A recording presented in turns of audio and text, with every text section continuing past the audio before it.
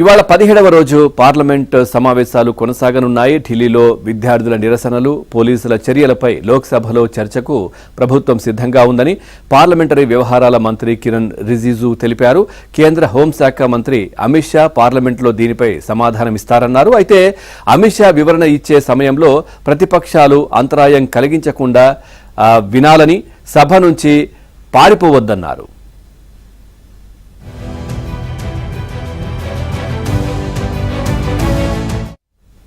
అయితే సభ్యులు అంగీకరించకపోవడంతో నిరసనల మధ్య న్యాయశాఖ మంత్రి అర్జున్ రామ్ ట్రైబ్యునల్ సంస్కరణల బిల్లు 2026ను సభలో ప్రవేశపెట్టారు. ట్రైబ్యునళ్లకు చైర్పర్సన్లు, సభ్యుల ఎంపికలో పారదర్శకత కోసం కమిషన్ను ఏర్పాటు చేసేందుకు ఈ బిల్లు తెచ్చారు.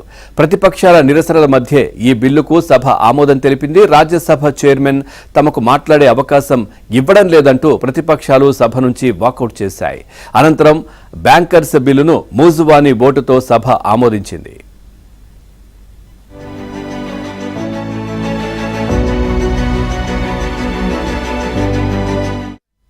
పార్లమెంటు వర్షాకాల సమావేశాలు మరో 3 రోజుల్లో ముగుస్తున్నప్పటికీ ఉభయ సభల్లో ప్రతిష్టంభన వీడి కీలక బిల్లులు ఆమోదం పొందే అవకాశాలు కనిపించడం లేదు. దీంతో ప్రభుత్వం తలపెట్టిన ఎఫ్సీఆర్ఐ, డీలిమిటేషన్, మహిళా రిజర్వేషన్ బిల్లులు కూడా ప్రస్తుత సమావేశాల్లో లేనట్లేనని రాజకీయ వర్గాలు భావిస్తున్నాయి.